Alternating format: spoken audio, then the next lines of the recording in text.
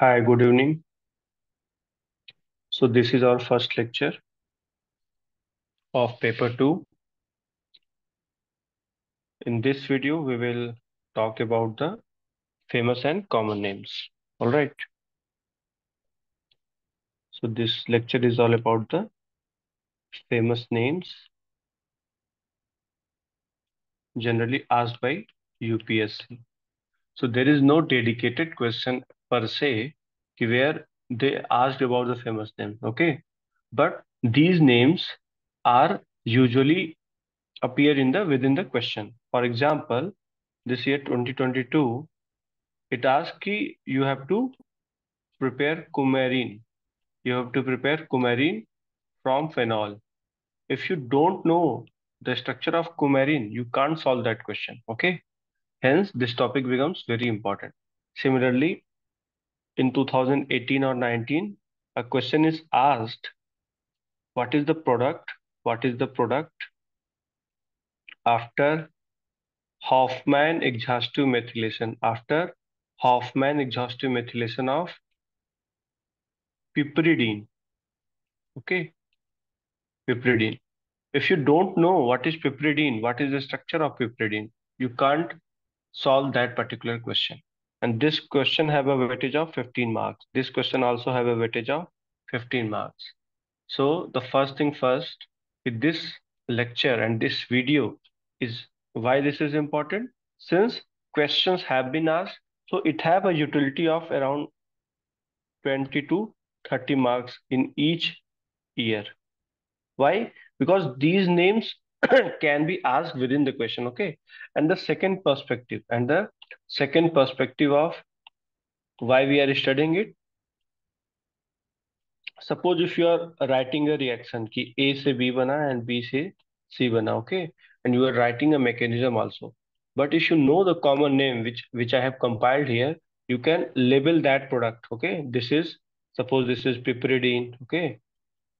And this is C is a pyridine. If you label these compounds with the common names or the IPSC names, then that particular answer becomes more rewarding from the examiner point of view. So it means these famous names can directly be used while attempting a question, and these can also used as a value addition tool in the form of labeling compounds. तो compounds हम बना रहे हैं reactions में, उनकी labelling हम कर सकते हैं। All right, so this is the pretext of the this is the background why we are studying this particular topic. Even before starting GOC this becomes very all the more important. So let's start. इसमें करना क्या है, since this is my first lecture, तो मैं आपको बता दे रहा हूँ कि what will be the design of the lecture. Okay, so I will teach you the theory. I will go through all the common names. Then I will give you certain exercises within the lecture, okay, which will act as homework. And if you have certain doubts, you can ask me the next day in the doubt session. All right, chalo, let's start. So first molecule क्या है? Picric acid. Okay, so picric acid is a phenol which is substituted at ortho, para, and ortho position by nitro group. So this is the picric acid. And what is important? We know that acid is generally associated with C double OH group, but this molecule does not have the C double OH group. But even though it is termed as acid, why? Because the K value is so much high. All right. So let's move to other compound, famous compound. So this is as in 2019, then 2022 also. So these becomes very important. Now, squaric acid. Why the name is squaric acid? Since the given compound is in form of a square. All right. That's why the name is squaric acid. So what is the very important features of this squaric acid? First thing is it is a dibasic acid.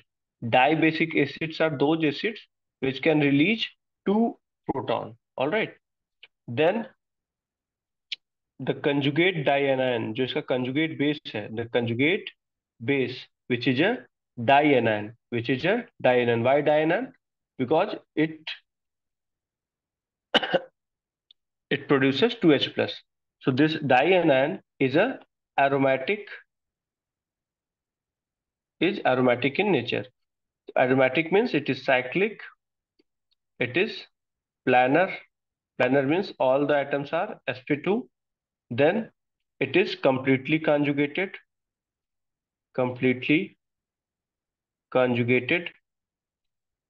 and it have 2 pi electrons. 2 pi electrons means 4n plus 2 pi electron system where n is equal to 0. All right.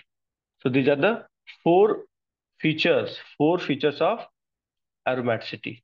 So this squaric acid जब भी आएगा, you can use all these common the basic properties of this to enrich your answer.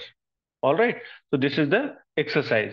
अब आपको क्या करना है, आपको Jerry मार्च की पीडीएफ होगी तो उसमें सर्च कर लेना कैप्टोडेटिव इफेक्ट क्या होता है।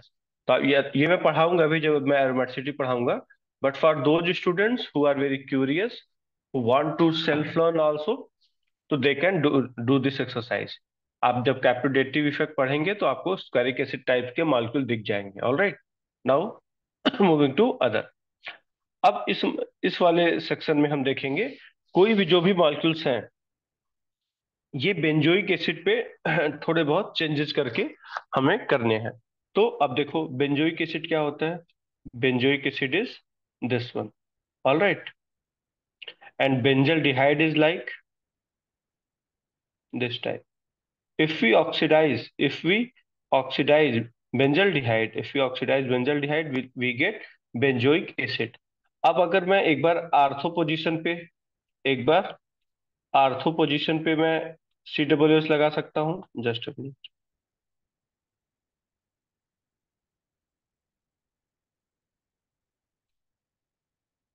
या एक बार मैं पैरा पे लगा सकता हूँ, या एक बार मैं इस वाले आर्थो पे लगा सकता हूँ। तो अलग अलग, सॉरी, ऑर्थो पे नहीं, यहाँ पे मेटा पे लगा सकता हूँ, तो अलग अलग कंपाउंड बनेंगे। चलो, उसी तरह ये जो हमारा मॉलिक्यूल है बेंजल डिहाइड, इसके आर्थो पे मैं लगाऊंगा तो क्या मिलेगा। अगर मैं इसके आर्थो पे CHO लगा दूं, इसके आर्थो पे मैं क्या लगा दूं, CHO, तो मैं इसको बोलूंगा थैलल डिहाइड। थैलल डिहाइड। अगर मैं इसके आर्थो पे लगा दूं, यहाँ पे लगा दूं,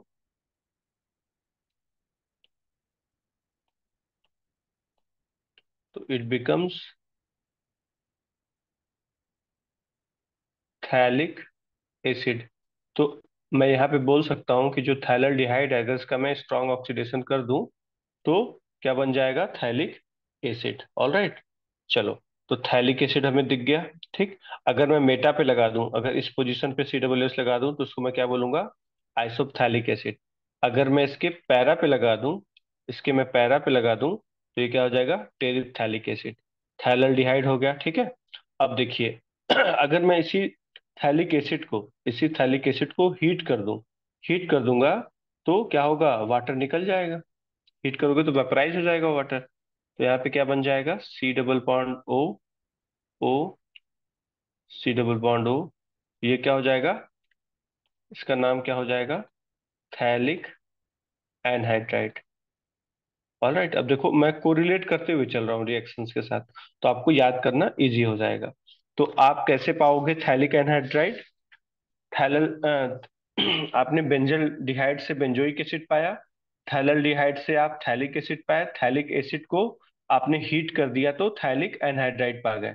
अब देखिए, इसी थैलिक एसिड को आपने हीट तो किया लेकिन अमोनिया के प्रेजेंस में किया, तो इंस्टेड ऑफ ऑक्सीजन यहाँ पे NH ग्रुप आ जाएगा। ठीक। ये क्या हो जाएगा, थैलामाइड। ठीक है। तो ये सारे कॉमन नेम्स हमारे क्लियर हो गए, phthalic anhydride, phthalamide, terephthalic acid, isophthalic. Phthalaldehyde, ये कॉमन नेम बहुत इंपॉर्टेंट है। All right. अब देखो, anthranilic acid is very very important, it has been asked at least 10 times, ठीक है। या तो पेरिसाइक्लिक में पूछ लेता है, ठीक है, या तो फिर डायज़ोटाइजेशन वाले रिएक्शन में पूछ लेता है, तो it becomes all the more important. चलो, तो अब हम बात करते हैं एंथ्रेनोलिक एसिड होता क्या है। तो ये जो हमने बेंजोइक एसिड लिया था, इसके आर्थो पोजीशन पे मैं क्या लगा दूं, अमीनो ग्रुप लगा दूं। क्या लगा दूं? अमीनो ग्रुप लगा दूं। तो ये क्या हो जाएगा? एंथ्रेनोलिक एसिड। अब कुछ नए मॉलिक्यूल्स में बताता हूँ। अब ये क्या हो गया? ये हो गया बेंजोइक एसिड। अगर मैं इसके आर्थो पोजीशन पे मिथाइल लगा दूं, तो मैं इसको बोलूंगा आर्थोटॉल्विक एसिड। क्या बोलूंगा? आर्थोटॉल्विक एसिड। अगर मैं इसके मेटा पोजीशन पे CH3 लगा दे रहा हूं, तो ये क्या हो जाएगा? Para, sorry, meta toluic acid. अगर मैं इसके पैरा पोजीशन पे लगा दे रहा हूँ मिथाइल, ऑल राइट, तो ये क्या हो जाएगा? Para toluic acid. तो इस तरह से कम 8-9 मॉलिक्यूल्स मैंने आपको अच्छे से समझा दिया, ठीक है। अब देखो, मैं थोड़ा सा इसका एप्लीकेशन भी बताते चल रहा हूँ। थैलिक एसिड, जब भी आप पॉलीमर पढ़ोगे तो वहां पे ग्लिप्टल एक पॉलीमर आएगा। क्या आएगा? ग्लिप्टल। तो ग्लिप्टल पॉलीमर बनाने में थैलिक एसिड क्या होता है? एज ए मोनोमर यूज होता है, ऑलराइट। फिर एक और पॉलीमर हमें पढ़ना है, डैक्रोन। क्या पढ़ना है? डैक्रोन। डैक्रोन की प्रिपरेशन में terephthalic acid becomes a monomer. If you don't know the common names of terephthalic acid, how can you make the monomer? Because UPSC generally ask what is the monomer of this polymer, ठीक है, write the structure and write the reactions also. So if you don't know, even if you know the structure, if you write terephthalic acid, if you write phthalic acid, then it becomes a value addition tool for all of you.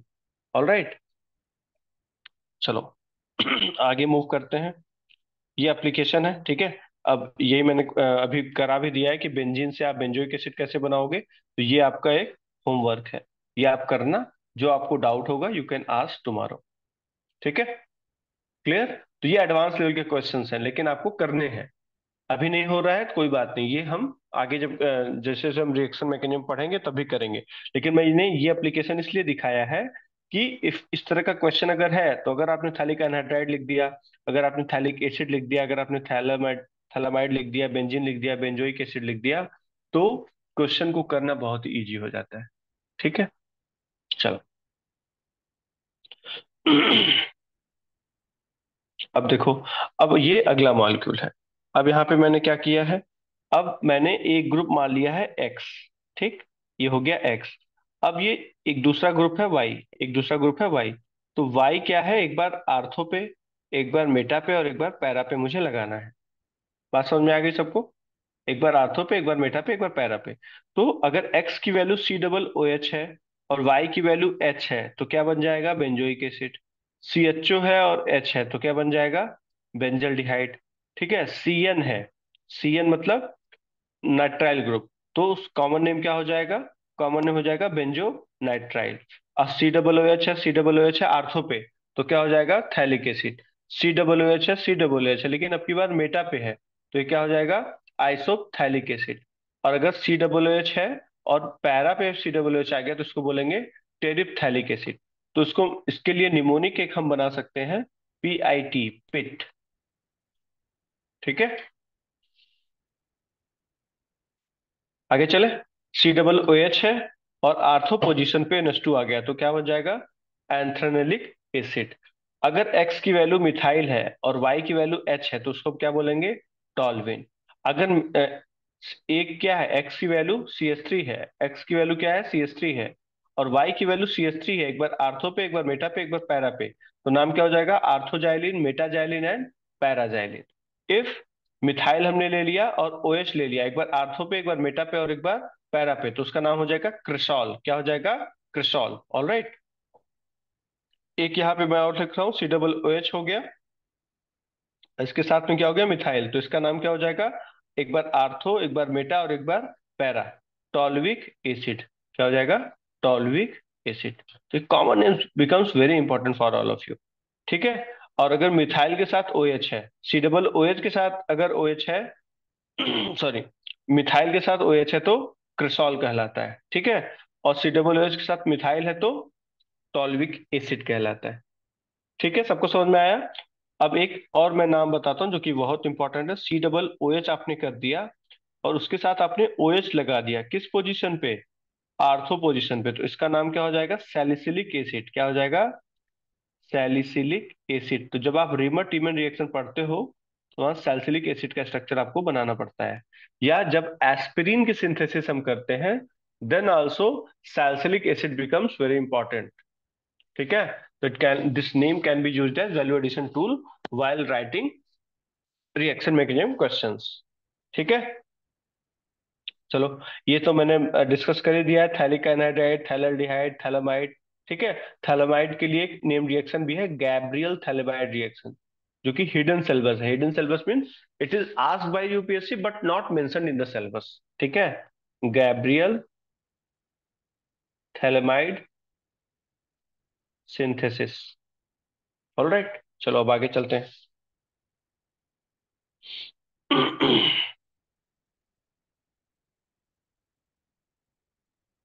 Just a minute. ये आपका एक, मैंने common name वाला कर दिया है, ये आपका एक होमवर्क हो गया। अब आप इसको देखना कि कैसे इसको वैल्यू एडिशन की टूल की तरह यूज कर रहे हैं। ठीक है, ये सब आपको यहाँ से सीखने को मिलेगा। बाकी जब हम डिस्कस करेंगे तो भी हम ये सारी चीजें, आपको जो भी डाउट होगा आप डाउट क्लास में इसको पूछ सकते हो।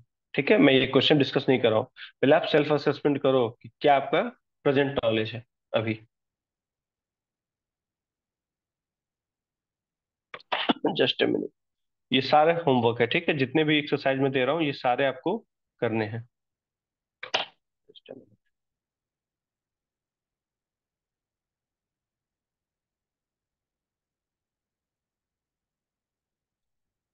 Just a minute.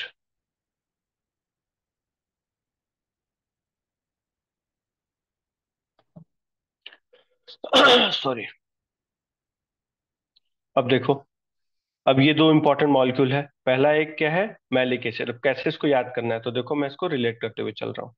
अब आपके पास क्या है? आपके पास एक मॉलिक्यूल है CH2 डबल बॉन्ड CH2। ये क्या हो गया? इथाइलिन। आपने दो H इसमें से माइनस कर दिया, दोनों में से एक बार, एक H यहाँ से, एक H यहाँ से। तो इसके पास क्या हो गई? CH double bond CH। और एक वैकेंसी यहाँ पे क्या हो गई? खाली हो गई। यहाँ पे एक वैकेंसी यहाँ खाली हो गई कि यहाँ, दोनों एच क्या है? एक साइड है, तो ये क्या हो गया? एक तरह से सिस हो गया। दूसरी पॉसिबिलिटी क्या हो सकती है कि एक एच इधर रह जाए, एक इधर हो जाए, एक वैकेंसी इधर बन जाए, एक वैकेंसी इधर बन जाए, तो ये क्या हो गया? ट्रांस टाइप का। ऑल राइट, चलो। तो अब देखो, अब अगर मैंने यहाँ पे COOH लगा दिया, ठीक है, और यहाँ पे COOH लगा दिया, सॉरी, तो इसको मैं बोलूंगा मैलेइक एसिड। क्या बोलूंगा? Maleic acid. इसको मैं क्या बोलूंगा? फ्यूमैरिक एसिड। क्या बोलूंगा? फ्यूमैरिक एसिड। ये आपको याद करना है, ठीक। अब देखो, इसी मैलिक एसिड को, ये क्या है, दोनों एक साइड ही है। तो अगर मैं हीट कर दूं मैलिक एसिड को, अगर मैं हीट कर दूं तो वाटर निकल जाएगा। तो क्या बन जाएगा? C double bond C, H, H, C double bond O, O, C double bond O। ठीक है, तो इसको मैं क्या बोलूंगा? Maleic anhydride.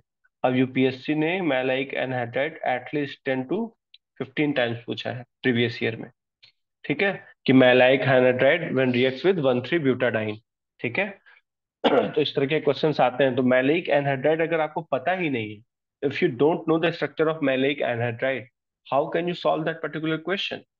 तो आप 10 मार्क्स लूज कर जाओगे। तो 10 मार्क्स का पूछा हुआ है, ये क्वेश्चन आप नहीं कर पाओगे। 2021 में भी पूछा हुआ है। दूसरा, एक ये होमवर्क आपके लिए है। This is the homework which is more acidic, which is more acidic. ठीक है, ये जेई का क्वेश्चन, इसलिए मैं इस क्वेश्चन दे रहा हूं आपको। आपको जो डाउट होगा आप डाउट में पूछिएगा। फ्यूमेरिक एसिड ज्यादा है या मैलेइक एसिड है? प्लस रीजन बताइए। एक्सप्लेन, एक्सप्लेन रीजन, रीजन बताना है आपको। All right, so this is all about the di carboxylic acid. अब आते हैं प्रोटॉन स्पंज किसको बोलते हैं, ठीक है। प्रोटॉन स्पंज इस तरह के मॉलिक्यूल्स को बोलते हैं। ये क्या है बेसिकली, इसको याद कैसे करोगे। अब देखो, पहले आप नेपथलीन बना लो। क्या बना लो, पहले बेंजीन बना लिया, बेंजीन के बगल में एक और बेंजीन बना लिया। ऑलराइट। अब इसके इस इसको रिंग ए बोल दिया, इसको रिंग बी बोल दिया। तो रिंग ए के रिस्पेक्ट में ये क्या है, आर्थो पोजीशन है, तो यहाँ पे क्या लगा दिया, एन। क्या लगा दिया, एन। अब इस एन पे क्या लगा दिया हमने, दो मिथाइल ग्रुप्स लगा दिए, मिथाइल ग्रुप्स लगा दिए। ठीक है, ठीक इस तरह से। ठीक, इसको प्रोटॉन स्पंज बोलते हैं। जब मैं बेसिसिटी पढ़ाऊंगा तो आपको ये मॉलिक्यूल के बारे में समझाऊंगा अच्छे से। अभी मैं ये सब नहीं समझा रहा हूँ कि एसआईआर इफेक्ट क्या है, कैसे बेसिसिटी बढ़ती है, तो ये सब चीजें आपको बेसिसिटी के टॉपिक में समझाऊंगा। ठीक है, तो अभी आप समझो कि इस प्रोटॉन स्पंज नाम से भी डायरेक्टली इस ये क्वेश्चन, ये 5 मार्क्स का क्वेश्चन यूपीएससी कभी भी पूछ सकती है कि what are proton sponges and what is the reason for enhanced basicity in such molecule. All right, so this becomes very important. अब चलो, अब हमने ले लिया फेनॉल का मॉलिक्यूल। क्या ले लिया, ये हमारा हो गया फेनॉल। ठीक, इस फेनॉल को मैंने क्या किया, एक बार आर्थो पोजीशन, एक बार मेटा पोजीशन और एक बार पैरा पोजीशन पे क्या लगा दिया, ओएच ग्रुप ही लगा दिया। यहाँ पे आर्थो पे, यहाँ पे मेटा पे और यहाँ पे पैरा पे। तो इसका शॉर्ट फॉर्म क्या है, कारे क्यों। हिंदी वाले, हिंदी बेल्ट के जो भी बच्चे हैं, दे कैन अंडरस्टैंड कारे क्यों या केयर क्यों। केयर क्यों, ये निमोनिक आपको याद करना है। ठीक है, तो कैटिचॉल, रिसोर्सिनॉल और क्विनॉल। तो these are the 3 important molecules. अब ध्यान से समझो, अगर मैं यहाँ पे तो मैंने पहला केस ले लिया, ये क्या हो गया, केस 1 हो गया। कि जो यहाँ पे मैं ग्रुप्स लगा रहा हूँ, यहाँ पे जी ग्रुप जो लग रहा है, अगर जी की वैल्यू ओ एच है तब क्या बनेगा, कार्य क्यों। लेकिन अगर केस टू मैंने बना दिया कि जी की वैल्यू क्या हो जाए, मिथाइल हो जाए, तो क्या बन जाएगा, आर्थोक्रिसॉल। क्या बन जाएगा, आर्थोक्रिसॉल। फिर क्या बन जाएगा, मेटा क्रिसॉल। फिर क्या बन जाएगा, पैरा क्रिसॉल। ठीक, अब केस 3 मैं ले लेता हूँ, केस 3 ले लेता हूँ। अगर मैं आर्थो पोजीशन पे मैंने लगा दिया C double O H group, तो मॉलिक्यूल का नाम क्या हो जाएगा, सैलिसिलिक एसिड। क्या हो जाएगा, सैलिसिलिक एसिड। ऑल राइट, तो this becomes very very important. अब फिनाइल डेरिवेटिव्स के क्वेश्चंस करते हैं, कुछ फेमस मॉलिक्यूल्स देखते हैं। ये मैंने मान लिया कि एक हमारे पास मॉलिक्यूल है, फिनाइल रिंग पे एक जी ग्रुप लगा है। ये जी ग्रुप की वैल्यू क्या हो सकती है, जी ग्रुप की वैल्यू हो सकती है सी एन ग्रुप, या सी एच ओ ग्रुप, या सी डबल ओ एच, या तो O H, O M E, O E T. ठीक है, C H double bond C H two, ये क्या हो सकता है, C triple bond C H, या तो मिथाइल। तो सी एन अगर है, अगर सी एन है तो क्या हो जाएगा, सी एन है तो benzo nitrile, C H O है तो benzaldehyde, C double O H है तो बेंजोइक एसिड, ओ एच है तो फेनॉल, ओ एम ई है then it will be known as anisole. If OET is there, ethoxy group is there, then phenitone. If CH double bond CH2 is there, then styrene. ठीक है, if C triple bond CH is there, then phenyl acetylene. If CH3 is there, then it is toluene. All right, so these are the famous common names. Now ये देखो, ये मैंने सब कुछ बता रखा है। ठीक है, कैटिचॉल डिस्कस्ड है, ऑर्थोजाइलिन डिस्कस्ड है, थैलिक एसिड डिस्कस्ड है, थैलेल्डिहाइड डिस्कस्ड है। ठीक है, रिसोर्सिनॉल भी पूछा हुआ है, आइसोपथैलिन भी है, मेटाजाइलिन, क्विनॉल, टेरिप्थैलिन, है ना, पैराजाइलिन। ये सारे मॉलिक्यूल्स हमने डिस्कस कर लिए हैं। ठीक है, now you will be able to learn. अब आपको प्रैक्टिस करना है। प्रैक्टिस कैसे करना है, आप क्या करो, एक तरफ से सारे मॉलिक्यूल्स एक रफ कॉपी पे लिख लो, या रफ कॉपी या फेयर कॉपी पे। फिर उन उसकी 5 कॉपी बना लो, मतलब 5 डिफरेंट कॉपी। और अपने आप को डेली सुबह उठ के 1 वीक या 10 डेज तक पुश करो कि फिल इन द ब्लैंक्स बना लो। कि जैसे मैंने क्या कहा, इसका मतलब क्या हुआ, कि मान लो कि मैंने इस तरह से बना लिया, एक एक मैंने खुद से एक सीट बना दी। मुझे टाइम मिलेगा तो मैं एक सीट बना दूंगा, अभी थोड़ा टाइम की दिक्कत चल रही है।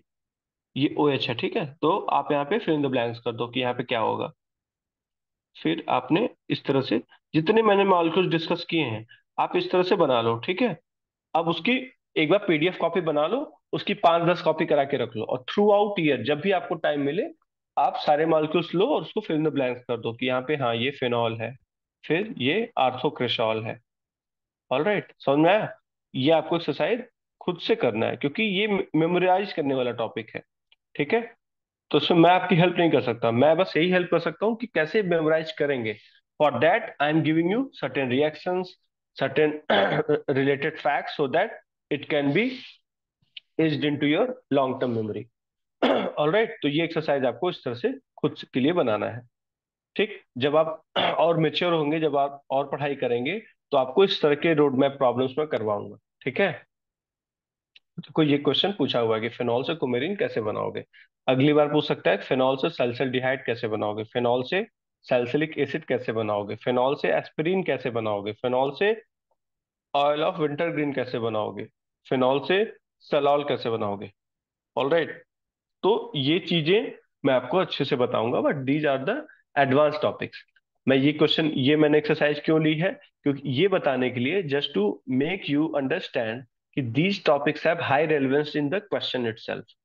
If you get a roadmap problem, then you can use, if you know the product, then you can use the common names as value addition tool. If you don't know, अगर सल्सल्डिहाइड दे दिया तो आप कैसे करोगे कि सल्सल्डिहाइड क्या होता है। ठीक है, if salol is mentioned, you if you don't know what is salol, then you can't write, you can't attempt that particular question, and such question have a very high weightage, 20 marks, and if you lose 20 marks, then it will be a huge blow for your selection. All right, चलो। अब आते हैं ethene के derivative पे। मैंने क्या ले लिया, CH2 डबल बॉन्ड CH, और एक ग्रुप मैंने ले लिया यहाँ पे जी। जी की वैल्यू क्या हो सकती है, क्लोरीन। अगर क्लोरीन Cl हो गया, CH2 डबल बॉन्ड CH और Cl, तो उसका नाम होता है विनाइल क्लोराइड। क्या होता है, विनाइल क्लोराइड। अगर Cn है तो एक्रिलो नाइट्राइल। अगर C OOH है तो acroleic acid, acroleic acid. If CHO is there then acrolein. ठीक है, अब इसका एप्लीकेशन क्या है, अगर आपको पॉलीएक्रिलोनाइट्राइल, ये क्या है, पॉलीमर है, इसका मोनोमर पूछ दे एग्जाम में, तो मोनोमर क्या होगा, एक्रिलो नाइट्राइल। अगर पीवीसी एक पॉलीमर है, उसका मोनोमर क्या है, विनाइल क्लोराइड। ऑलराइट, समझ में आया? अगर ब्यूना एन पे शॉर्ट नोट, ब्यूना एन क्या है, एक रबड़ है, पॉलीमर है, अगर इसका पूछ दे कि मोनोमर क्या होगा, तो one of the monomer is acrylonitrile. Alright, सबको समझ में आया? तो इस तरह से एक्रोलीन क्या है, एक्रोलीन जो है ये एक तरह से डाइनोफाइल की तरह एक्ट करता है साइक्लो एडिशन रिएक्शन में, साइक्लो एडिशन रिएक्शन में। ठीक है, अब देखो, pH, CH double bond CH। अब मैंने क्या किया, ये जो इथाइलिन था, उसमें से इस वाले कार्बन से एक एच हटा के वहां पे क्या कर दिया, पीएच ऐड कर दिया। ऑलराइट, तो पीएच ऐड कर दिया, तो अगर जी की वैल्यू एच है, अगर वो एच है, तो मॉलिक्यूल का नाम क्या हो जाएगा, स्टायरीन। अगर जी की वैल्यू CHO है, तो मॉलिक्यूल का नाम क्या हो जाएगा, cinnamaldehyde. If the value of G is COOH, then the molecule have the common name of cinnamic acid. ये सारे मॉलिक्यूल जो है पर्किन रिएक्शन जब आप पढ़ोगे तो वहां पे यूज होगा। ऑलराइट, चलो। अब देखो, मैंने यहाँ पे क्या किया, -H किया और +PH किया। अब मैं ये कर सकता हूं कि फिर मैं एक -H करूं और प्लस मिथाइल कर दूं। ठीक है, तो क्या बन जाएगा, CH3CH डबल बॉन्ड CH, और यहाँ पे लगा दूं CHO। तो जो हमारा एक्रोलीन है, मैंने क्या किया, एक्रोलीन में, एक्रोलीन तो इतना तो एक्रिलोन था। ठीक, मैंने बस ये चेंज कर दिया, एच हटा के वहां पे क्या कर दिया, एच हटा के लगा दिया मिथाइल। तो ये बहुत ही फेमस नेम है, क्रोटोनल डिहाइड, दिस मॉलिक्यूल। ठीक है, आप इसको कंपेयर कर लेना कि क्रोटोनल क्रोटोनल डिहाइड वर्सेज एक्रोलीन, जो एक्रोलीन है इसमें क्या अंतर है। ठीक है, बहुत बेसिक अंतर है, एक मिथाइल का अंतर है केवल। ठीक है, the difference between acrylo sorry crotonaldehyde and acrolein. ठीक, ऑलराइट, आगे चलते हैं। अब देखो, CH3CHO अगर दे रहा है, तो इसका नाम होता है, CH3CHO का नाम, जस्ट अ मिनट, CH3CHO का नाम है एस्टल डिहाइड। CH3CN का जो नाम है, ये बहुत इंटरेस्टिंग नाम है, इसको हम लोग बोलते हैं एसिटोनाइट्राइल। क्या बोलते हैं, एसिटोनाइट्राइल। तो अब आप कंपेयर करो, अब आप कंपेयर करो एसिटोनाइट्राइल का फॉर्मूला क्या है वर्सेज एक्रिलोनाइट्राइल का फॉर्मूला क्या है। तो you will get to know कि एक्रिलोनाइट्राइल जो है वो क्या है CH2 डबल बॉन्ड CH और यहाँ पे आ गया CN। एसिटोनाइट्राइल क्या है CH3 और CN। ऑल राइट, तो ये बेसिक डिफरेंस है। अगर आपने acrylonitrile if you you know mistakingly acrylonitrile की जगह ये लिख देते हो then your whole question 10 marks 20 में you will lose 10-20 marks. All right, तो बहुत ही ध्यान से आपको करना है। ठीक, अब देखो, अगर जो मेरा ये क्या है स्टाइरिन है, स्टाइरिन क्या होता है PH CH double bond CH2। तो मैंने क्या किया एक H यहां से हटा दिया -H कर दिया, उसकी जगह एक ग्रुप लगा दिया +G कर दिया। अगर G की वैल्यू H है तो उसको बोलेंगे स्टाइरिन, G की वैल्यू PH है तो उसको बोलेंगे स्टिल्विन। ठीक है, ये सिस फॉर्म में भी एग्जिस्ट करता है ट्रांस फॉर्म में भी करता है। अगर G की वैल्यू O है, G की वैल्यू O है, जस्ट अ मिनट, G की वैल्यू O है तो उसको बोलेंगे सिनेमल डिहाइड। ठीक है, CHO है, देखो यहाँ पे हमने किया था ना PH CH double bond C, G की वैल्यू क्या है CHO है तो सिनेमल डिहाइड। अगर G की वैल्यू COOH है, G की वैल्यू COOH है तो उसको क्या बोलेंगे सिनेमिक एसिड। ठीक है, इस तरह से क्वेश्चन करने होते हैं। ये आपके लिए एक्सरसाइज है, एक बार इसको आप अटेम्प्ट कर लेना। ठीक है, नहीं समझ में आएगा तो आप पूछ सकते हो डाउट क्लास में। ऑल राइट, आगे चले। ये सब कुछ आगे का एडवांस सिलेबस है। तो मैंने एडवांस सिलेबस कराने से पहले ही जो उसमें मेजर कंपोनेंट है फेमस कंपाउंड्स का वो मैं शुरू में ही डिस्कस कर दे रहा हूँ, क्योंकि these famous compounds need time to learn. ठीक है, जब आप इसको 4-5 सेट बना के, जैसे मैंने आपको बताया होमवर्क टाइप से बना के, उसको जब आप खुद से सेल्फ प्रैक्टिस करोगे सुबह उठ के रात में सोने के समय, then only then only you can memorise all the common name that I have delivered in this lecture. ठीक है, इस बात का ध्यान रखना है। इसीलिए लेक्चर 1 हमारा फेमस नेम्स है। ऑल राइट, क्योंकि it takes time to memorise name reaction, it takes time to memorise reagents, it takes time to memorize common and famous names. That's why we have prioritized those topics in the initial part of our course lectures. All right, तो आपको repeated revision, then if you do the repeated revision then things will be eased into long term memory. All right, now अब देखो, अब हम कुछ 7 membered famous compounds लेंगे, 7 membered famous compound लेंगे। तो यहाँ पे सारे 7 मेंबर्स हैं। तो देखो ये कैप्रोलैक्टम है। कैप्रोलैक्टम क्यों इंपॉर्टेंट है, जब आप नायलॉन 6 पॉलीमर पढ़ोगे तो वहां मोनोमर क्या होता है कैप्रोलैक्टम होता है। ठीक, देन ट्रोपाइलियम कैटायन ये कब इंपॉर्टेंट हो जाएगा, ये एरोमेटिक होता है। क्या होता है, ये एरोमेटिक होता है। तो ये हम एरोमेटिसिटी चैप्टर में पढ़ते हैं। ऑल राइट, दिस बिकम्स, अब यहाँ पे क्या है पॉजिटिव चार्ज की जगह मैंने क्या किया है, इस पॉजिटिव चार्ज की जगह मैंने C डबल बॉन्ड O लगा दिया है। तो ट्रोप ट्रोप मतलब, ध्यान से समझो, ट्रोप की मीनिंग होती है 7 कार्बन रिंग है। ठीक है, विद 3 डबल बॉन्ड जो कि कंजुगेटेड है, 3 डबल बॉन्ड। ओन का मतलब क्या होता है कि C डबल बॉन्ड O भी लगा हुआ है। ठीक है, अब देखो थोड़ा सा अंतर। अब मैंने इस मॉलिक्यूल में देखिए, ट्रोप का मतलब क्या हो गया, ट्रोप का मतलब 7 कार्बन है with 3 double bonds. O L का मतलब क्या है OH ग्रुप लगा हुआ है। ओन का मतलब क्या है C डबल बॉन्ड O लगा है। तो ट्रोपोन और ट्रोपोलोन में क्या अंतर है, ट्रोपोन और ट्रोपोलोन में यही अंतर है OH बॉन्ड का, OH बॉन्ड का। ऑल राइट, सबको क्लियर है, ट्रोपोन एंड ट्रोपोलोन। ऑल राइट, चलो अब देखो यहाँ पे क्या है, ये एजुलिन है, ये यूपीएससी ने कई बार क्वेश्चंस पूछा है। तो इसको याद कर कैसे करोगे, यहाँ पे आपको एक 7 मेंबर रिंग बनानी है, उसको फ्यूज कर देना है 5 मेंबर के साथ। ठीक है, और जब इसका पोलर फॉर्म लिखेंगे, पोलर फॉर्म का मतलब जब इसमें हम चार्ज सेपरेशन करेंगे तो 7 मेंबर में आएगा पॉजिटिव चार्ज और 5 मेंबर में आएगा निगेटिव चार्ज, जो कि इसको भी एरोमेटिक बना देगा और इसको भी एरोमेटिक बना देगा। तो ओवरऑल एजुलिन क्या है 7 + 5 का कॉम्बिनेशन है। और ये 2 कार्बन से ये जो है आपस में जुड़े हुए हैं, ये जो है 2 कार्बन से आपस में जुड़े हुए हैं। ऑलराइट, चलो अब हम बात करते हैं फुलविन्स की। ये सिलेबस में हमारे पढ़ा हुआ है। तो फुलविन्स में क्या होता है, ध्यान से समझो।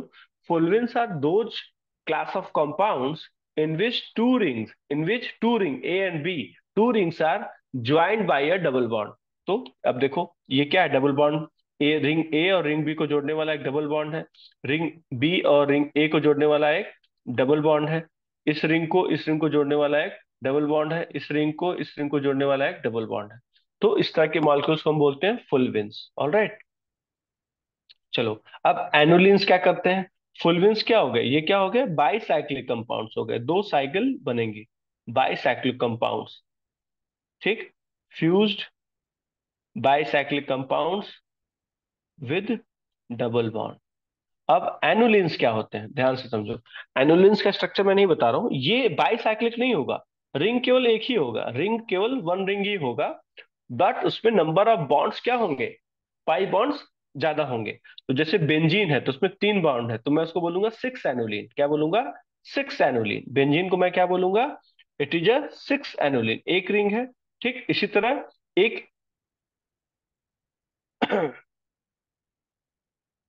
देखो यहाँ पे क्या है, double bond single bond double bond, ये क्या है, एट एनुलिन है। ये क्या हो जाएगा, double bond single bond double bond single bond double bond single bond, यहाँ पे क्या है, एक दो तीन चार पांच। तो ये क्या हो गया, टेन एनुलिन हो गया। ठीक है, इसी तरह ट्वेल्व एनुलिन होगा। लेकिन ओवरऑल देखो ये क्या है, एक रिंग ही है। ये बाय रिंग की साइज बड़ी हो सकती है। ठीक है, रिंग की साइज बड़ी हो सकती है, टेन कार्बन की रिंग है। इसी तरह ये वाली क्या होगी, ट्वेल्व कार्बन की रिंग होगी, जिसमें सिक्स पाई बॉन्ड्स होंगे और ट्वेल्व पाई इलेक्ट्रॉन्स होंगे। तो ट्वेल्व ट्वेल्व वाले में मैं लिख दे रहा हूं, कितने कार्बन होंगे, ट्वेल्व कार्बन की रिंग होगी। ठीक, सिक्स पाई बॉन्ड होंगे और उसके अंदर ट्वेल्व पाई इलेक्ट्रॉन्स होंगे। सिक्स पाई बॉन्ड, एक बॉन्ड में दो इलेक्ट्रॉन, तो ये होगा। ठीक, यहाँ पे क्या होगा, यानी फोर्टीन कार्बन की एक सिंगल रिंग होगी, fourteen carbon ring, thirteen carbon ring.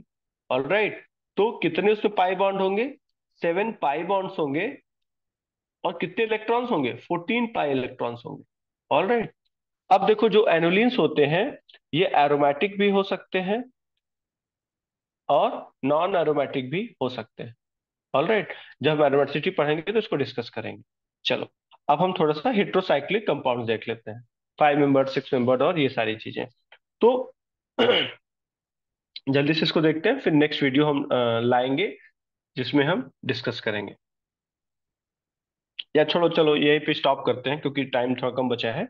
आप अपने डाउट्स इकट्ठे कर लेना, नेक्स्ट वीडियो में हम बाकी का देखो, इसमें ज्यादा बचा नहीं है अब। ठीक है, कुछ एक पार्ट ये हो गया, लगभग ये खत्म ही है। ओके, चलो टेक केयर।